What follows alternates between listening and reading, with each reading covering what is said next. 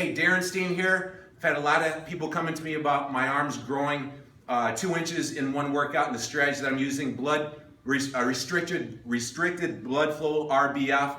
So here's what I've learned, just experiment with it. It's a fantastic way to go. It's relatively safe if you just do a few things. You know, how tight of a rubber band do you need? I'm not for sure. I mean, I just did something like that. You're just gonna have to experiment. The size of your arm's different, but for me, this is the one that I'm using. But here's 2 things.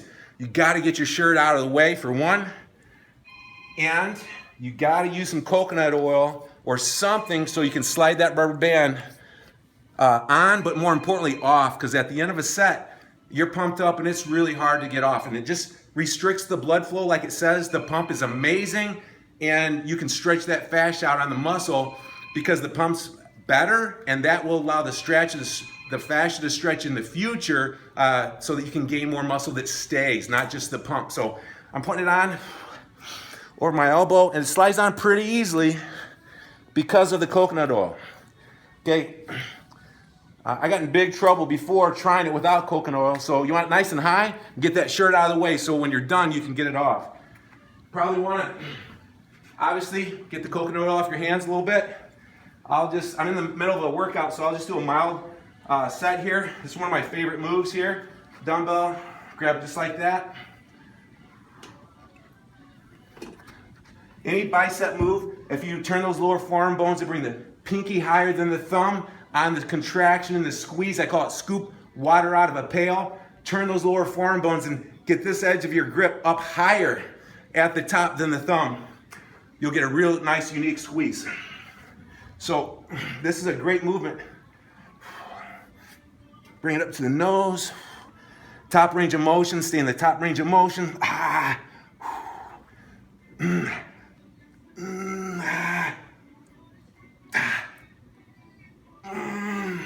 Get those upper arms out in front of you, sort of put them against the body. So that's using that technique with the upper range of motion. The bottom range of motion is nice as well. Bend over and do something like this. So I'm working my biceps in the bottom range of motion. As you can see, the pump in that arm is extraordinary.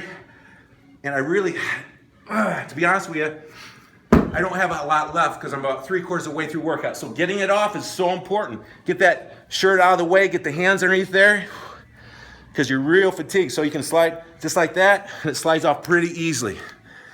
I did it without coconut oil, and it gets pretty scary at the end, especially when you're getting real intense. Now here's the kicker.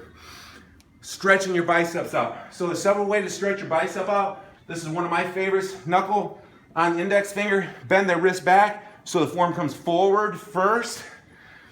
Now I spin out of away from it, and I lean my right shoulder forward. 3, 2, 1, and relax. Do it a couple of times for each side. Bend that wrist, forearm comes forward, big breath in, and you want to relax. Twist out of it slowly. 3, 2, 1. So I do 3 reps on each side.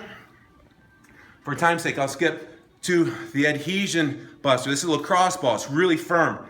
So just get on the surface like this, get that lacrosse ball on the bicep, and up and down. It's a little awkward, but it's well worth it. And you maybe get the towel to get the coconut oil off, but you go up and down, and you'll feel hard spots. Those are calcifications, hard spots, adhesions, scar tissue, trigger points. And when you find those hard spots, you really want to, it'll pop and click. That's one right there. And you want to readjust that ball. There's 2 different heads to the bicep is 2.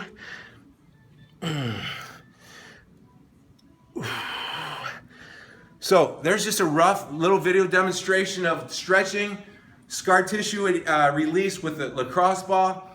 I talked about sodium loading before and after the workout, carb loading, creatine loading.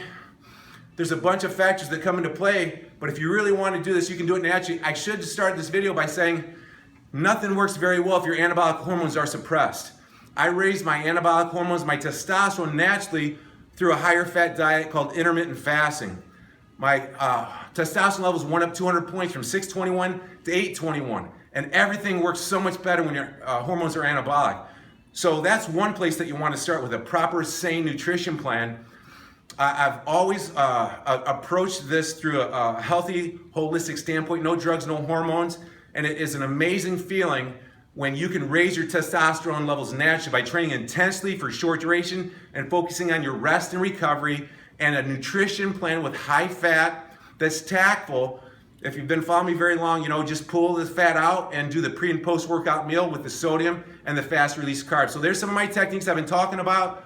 I'm gonna finish my arm workout right now. The last time I did this routine last week, my arms grew and pumped in one workout 2 4/16, which was my world record. It was almost hard for me to believe, but it doesn't matter. It's just a tool to see how your nutrition loading program's working, because it's the easiest body part to measure for obvious reasons. So trust the feedback that the measurements give you. If you lose the pump around 45 minutes, your carbs aren't enough. But anyway, I'm going on and on. There's some of the techniques that you can focus on to increase your arms. Thanks a lot for watching. You do have the power to change to make the rest of your life the best of your life.